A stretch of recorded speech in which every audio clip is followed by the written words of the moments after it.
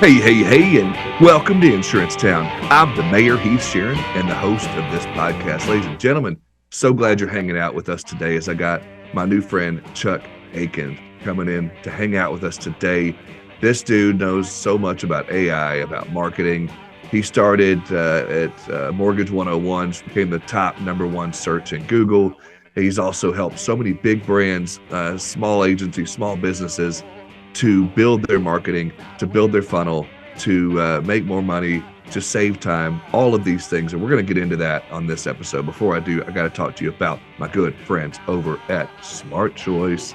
Smart Choice does so many awesome things for my listeners. And I just want to talk to you about it a little bit.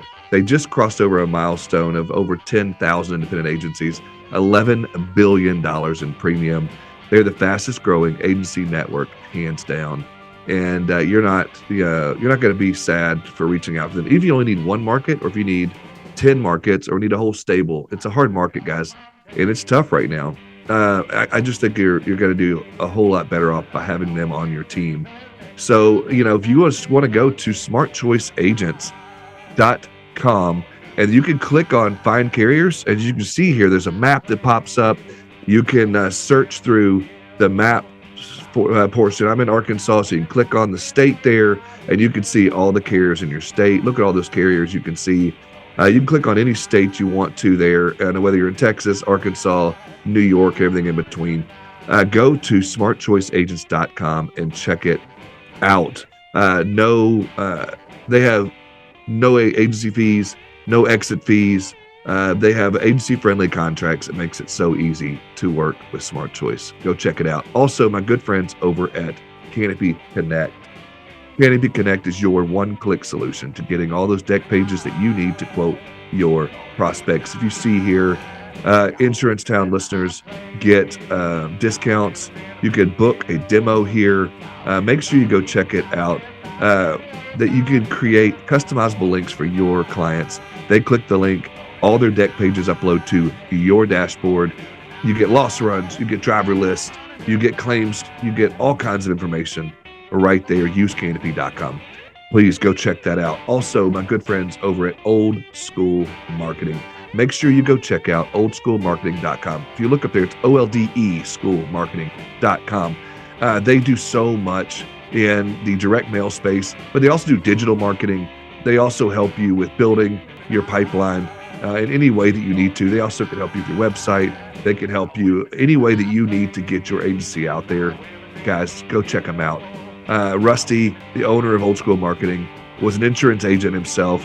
The tactics he's using now helped him to build one of the top agencies in Allstate. And when he left there, he left on top because of these things. Go check him out, oldeschoolmarketing.com. Now, guys, I'm going to get out of the way here, and we can jump into this episode with my main man, Chuck Aikens. Chuck Aikens, what's going on, my brother? Hey, having a good time out here in Denver, Colorado. There you go. What's it there? I mean, is it snowing out there? Is the weather good? Up here we have some crazy weather right now. What's going on? Well, here's how it works in Denver. It snows on Friday. It's 2 feet deep, and by Sunday it's melted, and we have 70-degree weather. So right now we're at 70 degrees, but I'll go to opening day for the Rockies. It's springtime out here, and then it'll snow this weekend. So that's Friday, right? That's what it's like. Yep, Friday. That's awesome. Yeah, man, that's 2:00 Friday, I think, isn't it? Or something like that. I got some friends that are going. That. I mean, I don't expect them to win. Right. I was asking a buddy of mine. So I interviewed another guy from Denver recently. I'd love to hear. Are you a sports guy? Absolutely. Okay. So in all of the sports landscape in Colorado, who's the face right now of Colorado sports? College, pro, all the above. Boy, that's tough. We shipped out Russell Wilson or kicked him out. I'm not sure which one. They try to make right. The face. You have Jokic, but he doesn't want to be the face. Right. That's a great question. You don't have a true. Let me tell you who I think it is. Okay. I want to hear what you think. I know you're going, maybe. Try it. Prime. Yes, Deion Sanders, absolutely. He's got to be the face. So anyway, my audience knows I love to get into sports talk, even though it's Insurance Town, not Sports Town. I may need to do another podcast called Sports Town. Let's get Deion on. Come on, Prime. Hey, there you go. Let's go. We can make that I'll see if I happen. can put out a word for you. I'll see if I can get you a There deal you on that. go. Yeah, you have your people call his people. So yeah, Mr. Chuck, I'd love to take a quick walk down memory lane and let the audience know kind of who you are a little bit and lead me up to where you are today, and then they can figure out why I brought you on here. Yeah, well, my journey is it's kind of threefold. One, I'm a business person. Two, I'm a technologist, and third, I'm a marketer. But I started as a finance guy, and what how those three things came together. I started in mortgage, and I was helping people close on their houses, and I realized that they didn't know what they were doing, and I was doing so much talking, and the internet came along. I built a website. It was called Mortgage 101. I started getting realtors to hook up to it. And before I knew it, I was generating traffic, quit my day job, and I had a little internet mortgage business. I mean, this is Google didn't even exist. And the way that I marketed is I went out and I built some mortgage calculators and told realtors about it, and they linked to it, and I got all these backlinks. And without giving away the secret, which everybody knows now, Google loves backlinks. And so the first day I ever saw Google, I typed the word mortgage, my website was number one. It created a business for me that lasted a couple years, and I learned almost everything there was to know about internet at that point: how to code, how to run a business. It was my first entrepreneurial venture. I sold it, and I started a marketing agency, and I helped all kinds of brands, big guys, little guys, startups, moms and pops, even international companies. I had a marketing agency for 15 years, sold it a year or two ago. And now, with no employees, I'm working harder than ever and making less money, but I'm enjoying every day of it because now I get to ride this next technology wave. I've been through the search algorithms and social media platforms. Now AI is changing the way that we market our businesses. And as a business person, a technologist, and a marketer, I mean, this is a great time to be in my seat. Every day is a new conversation, a new use case, and I'm loving it. So that's how I got here. A little bit of background: marketing agency, website portal, website development.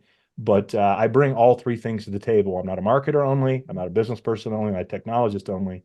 But that little overlap of all three lets me, gets me out of bed every morning. Yeah, dude, that's awesome. And I think the audience could probably tell, why I wanted to bring you on, as they figured out over the last several months. I've kind of gotten into this whole AI thing even more. And it's funny when people talk about the conversation of AI. There was a movie, I think it was called AI or Artificial Intelligence Way with Will Smith back in the day, maybe, or Mhm. something like that. There's been evidences of talks of AI in movies for years now. And then there was The Matrix, and there was all these other things. But AI looks different now than what we, I guess, predicted it to be back then. And then now we've got generative AI, and we've got this, and everybody talks about Chat GPT. And, everybody wants to figure out their own way of using it or not using it.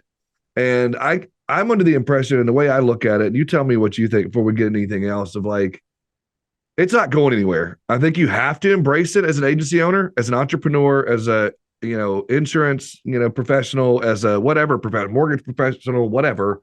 You got to embrace it, or you're going to be lapped by people who do if you don't. Is that on point at all?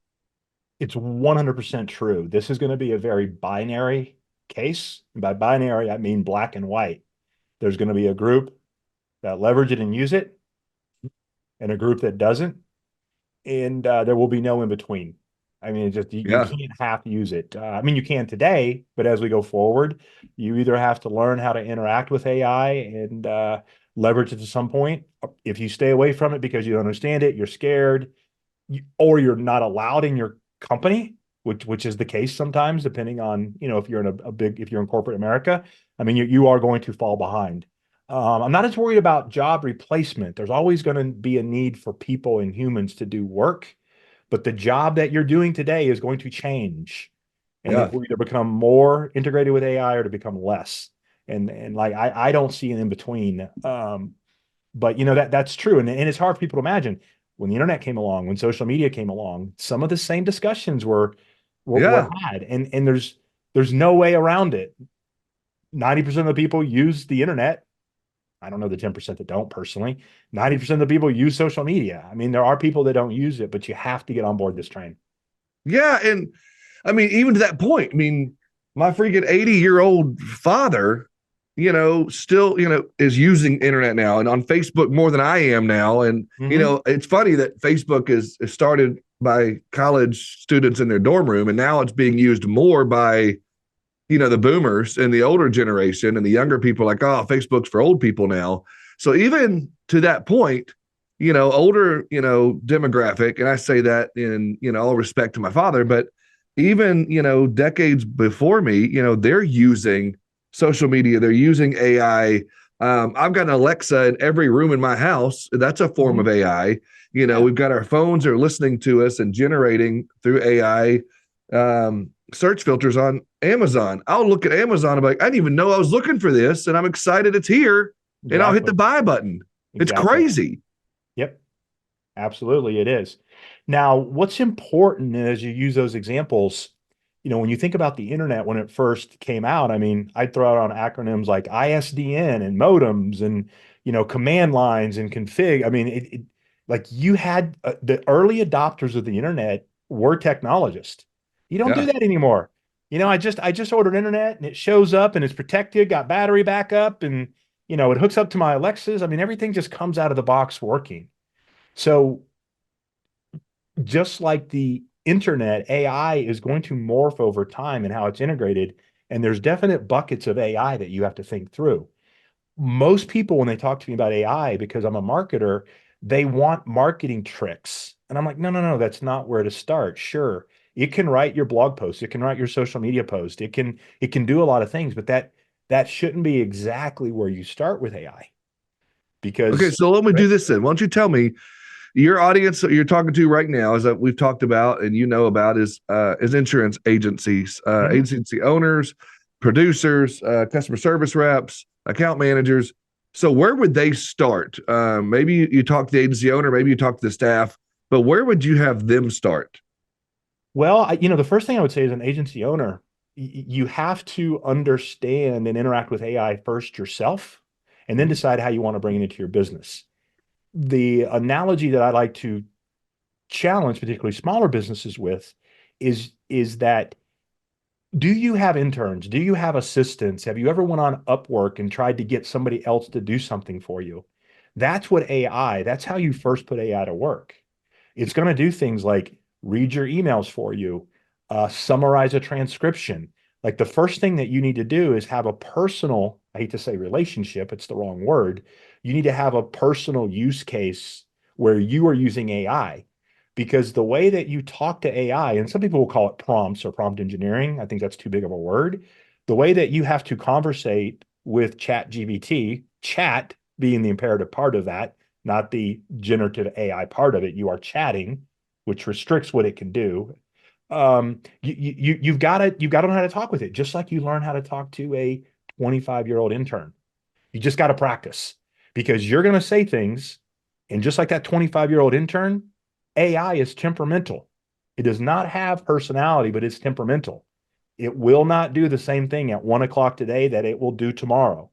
And you have to start realizing how are Yeah. you going to talk to it and what does it give back to you? Until you do that, like you never have I have a teenage daughter. You never know how to Yeah. talk to a teenage daughter until you have a teenage daughter. 100%. Yeah. I mean, right? So that's my first thing is you have to start just by interacting with it. And then you need to pick a use case. I mean, I started by having it summarize articles for me, having it make drafts of my emails. I have it do my client reporting. I give it a 10-page PDF and it pulls out insights. I just do things to reduce my stress and honestly, get rid of the crap I don't want to do. That's a great place to start. And as So you do the that, th- you start to learn how it works. yeah. So the way that you just mentioned, some of those use cases you just used, is that, being used by like the free version of Chat GPT, or is that a paid for version? Oh, Or great question. Let me break out some buckets for you.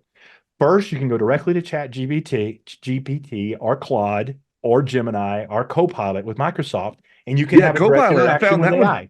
Great. Yeah. That is one bucket. Where you need to go next, there are a group of what I will call pain point products that do a very specific solution.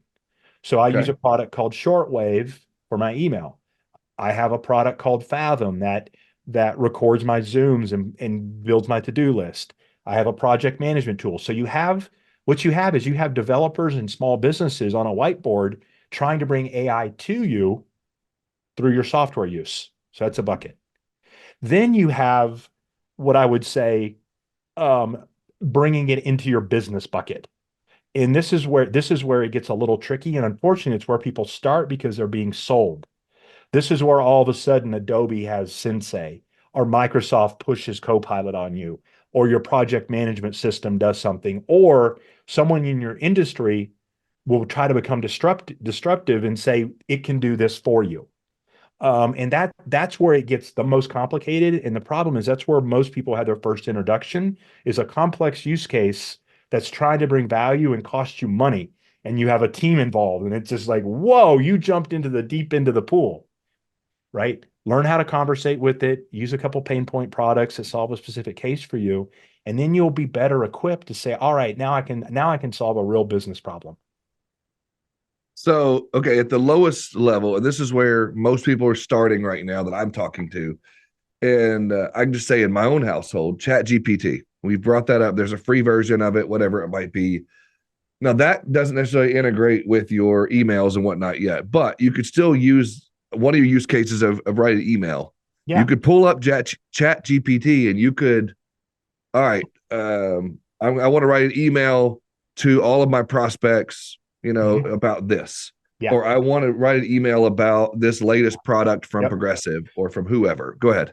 Yeah, let's dive into that, because there's a right and a better way to do this. Yeah, hit me with that. Okay, the right way to do it, you sit down, you prompt it, it does something, gives it back to you. What's happening there is the large language model and all the machine learning of OpenAI or Claude or whatever it's going to be is solving your problem. Now, here's what's interesting there. And just so you know, that is a chat. And I'm not worried about privacy as much. That can be addressed. But what that tool is meant to do is to answer your question, and that's it. So one thing that people don't think about is that if Heath, if you ask it a question and I ask it the same question, it gives us both the same answer. I mean, not exactly, but it's not built for originality. The goal of the programming is to answer your question. That's it. And it's temperamental. So what we need is personalization and consistency. Here's how you achieve that. And you can even use AI to do it. So when I start marketing for somebody, but this can apply to email, there's 3 or 4 things I need to do. And I need to document this. And then I'll show you why, because we're going to stack it into your query. Okay. I need Okay. to write down who my target customer is. Classic, it's persona. Who are you marketing to? If let's just say it's homeowners insurance. I'm marketing to Okay. homeowners. New home buyers. I want to get on new home buyers. Make a persona. That's number one. Number two, what about your business is your brand promise, right? What are you delivering to that homeowner? Is it, whatever it may, just write it down. And why are you different? You also need to establish your own tone and voice. What you're doing there, and I've got little tools that do this for people. But you're basically, whether you do it, and you can even go to ChatGPT and say, write these. The reason you need them is that you want the consistency every time you go to prompt. Who's my target? What is my business value props? And what's my tone? Am I more funny? Am I energetic? Or am I Right. factual? Every time you prompt, you load those docs. What you've Okay. done is there's a billion pieces of data in the large language model. The way that you get it to be specialized and specific to you, and there's a little clip mark by the prompt. You may not have noticed it before. You just add the documents, and it before it answers your question, it loads them into memory, and it makes sure that all of the information and Now, that it gives back to are you those docs is like tight. Word docs or are these Word PDFs. Make them PDFs. PDFs? Yep, make them Okay. PDFs. You can do And text and Word docs. I prefer the PDF because that kind of locks it up. Because then you can give it okay. to your staff. And every time that Okay. they use ChatGPT, you make it a requirement. Now, the way this is So going, and you could do it, some tools are starting to build permanent memory, meaning that you can load it into your library and it's just there. So you're kind of customizing ChatGPT. The way that I would solve it for you as a technologist is I would make you a custom ChatGPT that your team would use, and the documents are already preloaded. But all you're doing is just taking the large language model, giving it additional information, whatever you can find, FAQs, If you have service SOPs, whatever you can load into it lets it do a better job for you. Go back to that intern analogy. If you brought on an intern, wouldn't you tell them who your audience is?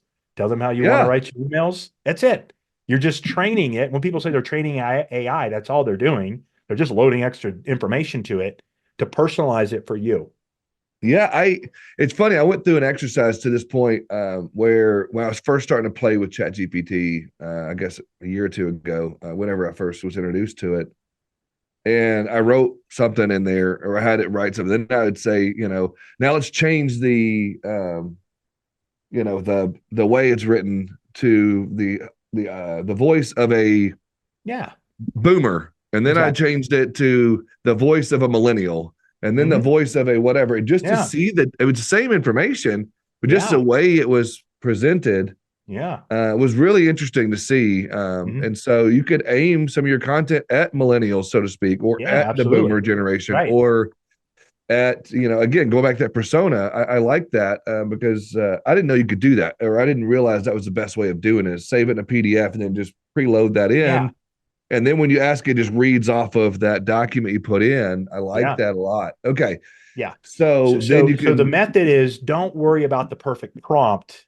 Give it more detailed information. I love that. Okay. And so then you could say, um, craft an email, da da da, and then you cut and Mhm. paste that right into your Yeah, emails and you're set. absolutely. Love that. Absolutely. Okay. So there's that use case. Okay. Yep. Yep. So that's your use case. Anything that you're going to generate text wise at the prompt within a Yeah. chat, I call it doc stacking. You can load on Claude, you can load 5 docs. There might be there's a limit on memory size on ChatGPT, but they want you to load the docs just Okay. for your experience. And I think as soon as you understand that, you're like, okay, the second part of this, when you do this, this is so important. I've done it both ways.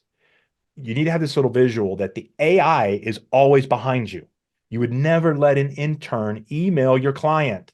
You wouldn't let them talk to them, right? So Yeah. in every instance, you have to think of the output as base copy. It's a starting point. AI did the mundane work, but now you have to enrich the content. You have to bring in your brand. You have to bring in your own work. The way that I kind of look at it, to use a blog post as an example, and I've done thousands and thousands of blog posts. It used to take you 4 hours, sit down to write it. Yeah, AI can write a blog post in 30 seconds or less. It's crap. That's okay. I still have a 4 hour process, but AI generates my first draft of 2,000 words. And I have a series of linear prompts that do that. Then I get to work. So what's happened is 2 years ago, I'd make a blog post that was 500 words long and I'd pay $500 for it. Today, my average piece of content that I put out is 2,500 words, probably has a video clip in it from somebody that I talked to, has the outbound links, interlinks, and is fully SEO optimized in less time and less money. So I didn't use AI to replace the work. I let it minimize the stuff I didn't want to do, the research and the stress. And then with it on my team, I was able to produce better content, right? And so it's got to be Yeah. behind you, and it's only one player on your team. Do not think, I don't care how advanced it gets later, and for everyone who's AI haters, that no, it's not going to replace people. It is not going to write a good blog post. It is not going to make a magical social media post. It's just not. But god damn, it can help you. Yeah. That's the key. And if you learn how to interact with it and bring it on your team, put it behind you and let it do the dirty work like an intern would do, that is how to use it today. Love that. Okay. So you've still got to go in and personalize it, put your own spin on it, and put your own wording in there. So it's not just Mm-hmm. AI, whatever. But there are people out there for SEO purposes alone, will just let it go, put the post out there, put the blog out, put the whatever without Mm-hmm. personalization, just to get the hits on the SEO. And again, it's not personalized. It's not your brand necessarily. It's just slapped with your logo on it, on Facebook or on LinkedIn, or maybe it's a YouTube thing, or maybe it's a Mm-hmm. whatever, a blog. So there are people that do that, and there is some people having success with that, Oh correct? yeah, there are. Okay. Back in the days, you could buy and build links to your website for SEO, and it became a very spammy business. Google addressed that through their penguin, panda, and hummingbird algorithms of the late 1990s, early 2000s, or late 2000s. Okay, so what Google just did last month, they rolled out a core update, and it's called the Helpful Content Update. They are Okay. not targeting AI. Google does not hate AI. That's not the problem. Their argument is whether you use AI, you completely write this as a human or a combination, is the content useful? Okay, so the guys who are spinning out AI and they're getting traffic in the short term, Google cannot allow, they will go out of business if they allow spun up AI content to work for more than about a year. So it'll work for a while, but they are out there to say, okay, there's two ways they're going to helpful content update. They cleaned out about 30% of the search engine results and they got rid of unhelpful content, whether it was AI or human generated. The other thing they did is they are testing right now, and they're about 3 or 4 months behind, generative search. There will be a part of the searches that we are used to results coming up that will go away because they won't answer it themselves with AI. So there's going to be queries. You know how in the old days you could do a query for a sports score and you go off to ESPN. Well, now Google just shows it to you. Same thing with travel, same thing with hotels, same thing with products. What Google's going to do is they're going to answer a lot of this easy stuff using AI because it ain't helpful to send them somewhere, just like it wasn't helpful to send you to ESPN. Google could tell you the score. If Google can answer it through AI, they're going to.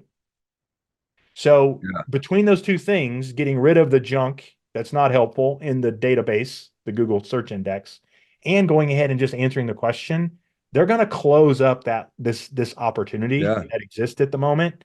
So that's why I say don't do it. Helpful content, long form content, even the real person, right? Like you and I talking right now, we can make a blog post out of this. It's great. But Yeah. the richness of this conversation is going to be what wins long term, right? 100%. Yeah. So, I mean, you've got to think about real conversations, real connection, and being helpful. Let AI do your busy work, but you better be putting out helpful content. Okay. So this is fantastic already. So day-to-day work that could be enhanced or could be expedited by AI in an insurance agency. Yeah. Um, you know, where could they start there? We've talked about some blog posts and maybe even creating an email, but is there anything else that like you think there's some use cases you've seen that could help in an agency? Most of the time, I I start looking for when I get into just a pure business conversation. I had one Yeah, today actually. It's sales, so it's not marketing, but it was a business problem. sure. This particular small business owner, he's got somebody making outbound calls, right? And he wants them Yeah, to say okay. certain things. How can he use AI to make sure that he's saying these things? Sure, So I had him write down what he wanted said. It was about 3 pages. And then he started recording his calls. And the recording spun off a transcript. So let's say we have 50 transcripts. Now I have 2 points of data. This is what's key because you got to have the data. And I can give you other examples. I said, analyze these 50 sales calls to see how often they followed the script written by the owner. ah, okay. Churn, churn, churn, churn, churn. About 25% of the time. That's about what I expected, Yeah. right? Because they go into training, they learn what they're supposed to say. They're on the phone. Ain't nobody going to listen to every phone call to see if they actually said it. That's the kind of thing that AI can do. Um, I like that. in a big case insurance situation, and this is with a large life insurance company. I know they're doing this because I've talked to them about it. When you hit the customer service line, AI goes to work and it's behind the corporate firewall. It's looking at not only your policy and your customer data, but once it knows the type of policy you have, it starts to pull up those individual policies in anticipation of what you might be calling about based on the policies you have and things that they're teaching it, renewal dates, payment history, previous conversations. By the time you get to the service rep, AI already has tried to make an attempt to know what it is you're calling about to help service the agent. I mean, the Oh, wow. service rep, right? So when you start thinking about these different use cases, Even from a prospecting, or you mentioned, I think maybe you did, or it's in my head, you talk about maybe mailing out or looking at your current customer base. Now, privacy issues aside, got to be careful with what you load into ChatGPT, but there's ways to protect the data that you upload. Um, I've used it to discover trends and insights into my customer profile. If I'm a large enough agency, I could look into the CRM and figure out who's coming up for renewal and then personalize that outreach. Maybe the AI is not doing the outreach, but instead of having somebody go in and find the 7 people that I need to call, let AI find it for you. The Yeah, key I is can that imagine yeah, as far as security goes, you may not be able to load the names, but you could load the policy number possibly in there mhm. and still be protected. And it could read the policy Oh number yeah, yep, information yeah, without using specific names and phone numbers right, or whatnot. I think exactly. you could figure out a way to do it that way, I would You imagine. sure can. And let me introduce this concept for anybody who wants to try to do this. What you do is you get an in-between service. These exist because this is a problem everywhere. It will redact and clean up any personal information, but on its way to ChatGPT and back. So, and this is kind of how Facebook works. Like you don't know, and how Google Analytics works. You don't know the actual person you're marketing to. Facebook acts as a proxy. You tell it what you're looking for, and then Facebook finds it. So, using this third-party service, they act as a firewall in between. You know the exact person's name. They give it a token. They send it off to ChatGPT. They get the information back. They remap it together and give it to you. This in-between proxy, you don't have to do all this manipulation. It's a quick little service to protect the privacy because it is one of the most important things to do when you're interacting with AI because it's common knowledge once you put it into AI, right? There's a cottage industry popping up. Just okay, this is how you get in and out of AI, and it's not hard. Like it plugs right into Chat GPT and it just acts on inbound, much like an internet router would work or a firewall, that keeps you from getting, it protects your security. The same thing's happening between your Yeah. prompts, your data, and ChatGPT. So if there is a problem like this, trust me, someone's out there solving it because they can make money by solving the problem. Yeah, I completely agree. And I love that, especially when you talk about some of this, there are some people and some use cases to where, like, for example, my kids at school, they can't write a paper fully written by AI anymore or generative AI because now the teachers are seeing that as that. So now they run it through their own AI to figure out how much of Oh that was yeah, written by. absolutely. So, but there's always going to be a way around it and a way to figure it out and a way to fix it. But again, back to your point earlier, let them do the heavy lifting and you come in and personalize it and change a Yeah, few things here and there, put some periods in different places or whatever it might be. yeah. So you could do that. And so I love these use cases, and I can't believe we're already running low on time. But we talked through some of this. The next thing that I have people talk to me about when they're using and talking about generative AI, is social media marketing. I know that's kind of Mhm. your expertise when you get into it. So now that we've gotten them started to where they understand it, they've played with it, they've done some of that. Now, if they wanted to create some content, whether it be beyond blogs and getting the actual social posts, and Mhm. do you create different prompts, different things for LinkedIn versus Instagram versus Facebook versus Twitter? Absolutely. Absolutely. Yeah, what you have to think about here in the guidelines you have to load, and I'll kind of digress for a second. To understand what to do on each social media platform, you need to understand the intent of the platform. Okay. If I'm going to do something on Reddit, gosh, that is way different than TikTok, than LinkedIn, than right. So really understand what's happening on the platform. Why do people go there? Um, so you're going to need to load and think about that differently.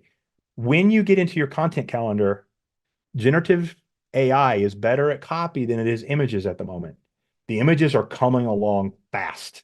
But when it comes to copy, what I find myself using it most for is generating the hook and then writing the supporting data with my tone and voice, with the platform understanding.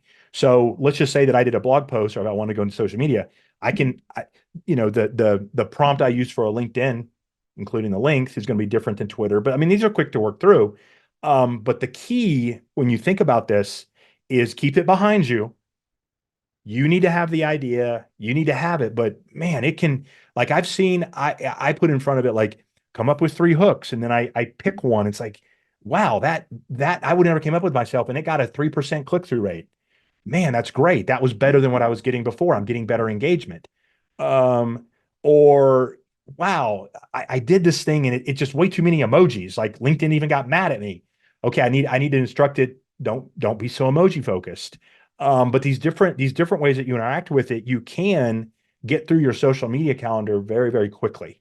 Okay, and that type of copy and just having a fresh look, because we get into our own habit, and AI can be like that person that we can conversate with without having to use, a human connection to give us new ideas. But when you do that, what is your tone and voice? What's your personality? What are your guidelines? Who's your target audience? You got to go back and load this stuff over and over and over again. But you could sit It's down almost like the and fundamentals. You're talking about yeah, the fundamentals, yeah, going back to sports analogies, but yeah, so the fundamentals is your audience, your tone, yeah, your voice. right. And then application, right? And if you're going to LinkedIn, that's a little different than going Sure. into Twitter. I mean, even just the length of the piece. So with all that though, this is all tactical discussion. What AI can really help with is helping you develop the strategy. Okay. What I tend to tell people, whether you're doing blog posts or social media, what is your overall content strategy? And you tend to need to have three at a minimum to build your calendars. Okay. One is usually your subject matter expertise, which in this case is insurance, which could be life insurance, health insurance, home, whatever it is, right? You need to talk about that, but you talk about it a very specific way based on how you're specialized. That's one stream of your content. Okay. Yeah. You just got to be there. You have to establish authority and expertise. Just have to. Okay.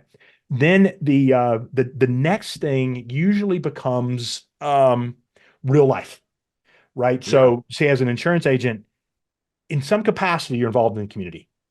You just are. Yeah. Whether that's a homeowner that buys a home in the community and you're there the first day and snap a picture, you put up a booth at a 10K, whatever it is, you got to bring. Okay, so now you have I'm an expert insurance agent, layer one. Number two, I'm active in the community. That's your second Yeah. layer. I don't care how it shows up. Web page, social media, I need to see it. And AI can help you with that. Last piece, why? Yeah. What is your secret sauce?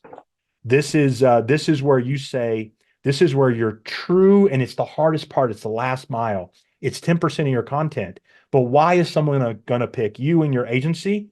It's got to shine at the tip of your iceberg after you've established yourself as an authority, after you show that you're a good person and support the community.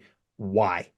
And you only have one shot at this. It's usually one thing, and you got to make that crystal clear, and it's got to show up. You can't just say on the phone.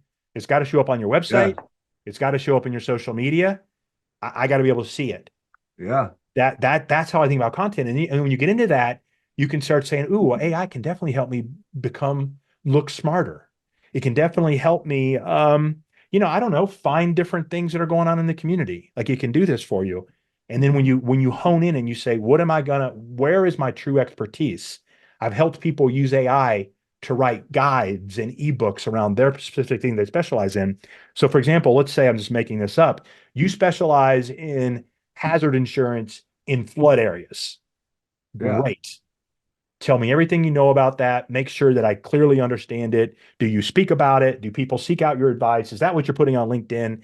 I want Yeah. you to be the hazard insurance for flood areas number one authority in the world. Yeah, you need a Yeah. baseline, right? Like that. That's that last piece of content. Now there are other streams that I have people think about, but you can use AI to come up and help you develop out the strategy, because most people they get stuck with, I don't know how to write this down. Well, then give AI some bad prompts, let it write it down, step away for a week, go away for the weekend and then modify it. But now you have your three waves of content Love that you it. can build your calendar on. And then you can tell AI, you give it the wave and say, write me a fake editorial calendar. Now you have a general baseline. Then you go into each one and then you fine tune each post. That's a beginning to end process, but you can kind Yeah. of see like you had to do some work to get there. You can't just turn the whole thing over to AI. But gosh, what I found is that what I just described, if I wanted 60 days of content based on three waves on my persona, business, and tone and voice, that's a $10,000 project. It'll take 50 hours. With AI, if you knew all the buttons to push, which you don't know today, you can do it in 5 hours. Yeah. I mean, that is the reduction of Wow. time, right? And what I was going to say earlier on, when people are trying to solve this, seek out in your industry or in your area, and if not, you can't get either one of those, early adopters of AI. I'm in a group of 100 AI activists. We met yesterday. 5 people presented their ideas, things I never thought of. The reason that I go to them is that they've already kind of solved the problem. So I don't have to spend 10 hours finding that redaction tool. I don't have to spend a bunch of time figuring out how to hook up to a specific CRM. Somebody else has already done it. So go ask them. They'll tell you. Most of the people that are learning about AI right now are more than eager to share with you. So take the use case to them and say, hey, save me some time, point me in the right direction. They'll point you in the best of breed tools. And most of the tools are not that expensive right now. That way you're not banging your head against the wall. You're not spending all your time with a tool that doesn't work, right on the shoulders of people that have already kind of figured it out. And you're going to Yeah. find them at your trade shows, at the local industry associations, other insurance agents. You got people you can turn to. Go to them. They'll help you with this stuff. Just kind of tell them what you're trying to do Sure. and start interacting with them. Love Do it. not go to Google and start typing AI redaction tool and like you're just gonna you're at the randomness you're gonna get and luck of the draw. Only 20% of the time when I test a tool does it work. Right. So please use those 20%. Don't use the other guys. 100%. Yeah. Yeah. Love that. One other quick question before we get into the closing here. I do wanted to ask you. Okay, so and I'm a commercial insurance guy at heart, and you think about this. A lot of commercial insurance clients of mine that you could get credits and discounts if you had training manuals, if you had employee handbooks, if you had things of that nature. AI could be used to build these tools Oh, that you absolutely. could provide to your clients that you personalize it. Obviously, you Mhm. could say, hey, you could start with a simple prompt of, I need to write a handbook for a HVAC company or a Yeah. roofer or a plumbing Right. company, Yeah. a marketing company for that matter, Right. and then put their logo in it, play with it a little bit from there, Mhm. and then you've got your client a 10% credit for their insurance. There you I go. just think, Absolutely love that. So if that is the use case and the desire, and you find somebody who can, whether you do it or you find somebody who can kind of play with AI, I mean, you probably could come up with a working process or prototype on a Saturday afternoon, yeah. right? Same thing within your own agency. If you need to Yeah. build training manuals, if you need to Oh build yeah. employee handbooks, you Hmm. could start right out of the box with your agency using AI. If you're a Yeah. first time new agency owner, and you could build out processes, you could build out Mhm. workflows, Yeah. you could do a lot of internal stuff, not even Oh, external absolutely. marketing, but internal Yeah. processes right there. Right. So the one thing that I'll tell people, though, the one thing, let's talk about business automation. Um, you either automate in business or you don't. That right? You right? Yeah, there's no middle ground. Right. If you try AI, don't introduce AI and business automation at the same time, right? Like, don't, like in the sales world, don't change your sales process and a CRM at the same time. So, with it, just, stay in a box. Like, you can use AI to make the things you're talking about. When you get into this world, though, there's all kinds of options. And then people want to address their process, one thing at a time. Um, just if you do too much at once, it's going to overwhelm you. Things are going to break, and you're going to get frustrated, and you will not be able to stay the course. You need to be able to do this for the next 24 months, because so much is changing. So, figure out what you can do, not in a daily practice, but maybe on a weekly, monthly practice to play with some use cases and do some things. And if you do get hyper focused on something like a manual or some type of thing that'll like really hone in and get that right, don't do it half ass and then jump to something else and jump to something else. I do that and it does not work. When I stay Yeah, focused on one thing and see it to the end, good. Now I have that and I can do another one, another one, another one. yeah, But it is going to be slow and steady wins the race here. This is going to be a long road. It's probably going to be 3 to 5 years of a lot of change, but you gotta get through this next year or two, and then I think you'll be okay. awesome. My man Chuck, tell me a little bit more about as we wrap up. Tell me about Taimu. Tell me about your agency. Tell me about if anybody listening to this wanted to pick your brain, wanted to talk to you, wanted to get some consulting from you or some ideas, or just ask you questions. Tell them a little bit about Taimu. Tell them about maybe how they can find you, anything like that. Take the last couple minutes here to get into you a Oh, little bit more. absolutely, absolutely. So I like to call it my day job is my consulting business where I help people with digital marketing. And I use AI in every bit of that process. That is what happens with Taimu and my personal consulting agency, which is under the moniker of CIA. My middle initial is Isaac. CIA is a recognizable initial. So chuckakins.com, you'll see CIA because people can remember that. I will consult and advise on almost anything related to AI marketing and business. But the bread and butter is in the digital marketing space. That could be paid search, content strategy, blogging, social media, whatever it might be there. So if you do have that need, and I will work with smaller companies and large companies, project-based, retainer-based. But I only have to pay my bills. So after my day job is over, my entrepreneurship and creator mentality, I've developed some courses that help people through some of this. I will run workshops. I'll just jump on the call and like talk with you for a half hour because it helps me sharpen the saw to hear your use case. So if you can get to taimu.com, you can find me on LinkedIn. I'm more than happy to chat and talk about things. But being a solo guy out there, I can do that. I don't have mouths to feed. I did that for 15 years. So yeah, reach out if you want to talk about things. Available for hire for marketing, but I'm really on this journey right now to understand how to best leverage this next realm of technology. And this is so much different than the social media wave or the search algorithms of the past. This is transformational for people personally in the stress it will reduce and the productivity they can gain, and then they can apply it to their business and growing their business. And I am not going to solve the corporate America problems. That's for the technology teams to figure out. I love working with small to medium sized businesses and say, okay, how can I leverage AI to grow and see success? And when you say I can do some of that with AI, I can do some of that with marketing, I can do some of that with business ops. I mean, I'll help in any range there, but my passion and love is helping people through that transformation to leverage this technology to have a better life. So reach out to me, find me on Taimu. If you made it this far in it, but that's it. We'll figure out a way for me to get paid. Don't worry about that. I'll either, I'll do that. I'm okay on that end. Yes, I charge for my services, but I don't have a sign up for this at $1,000 a month or sign up for that. Like Right. we'll talk.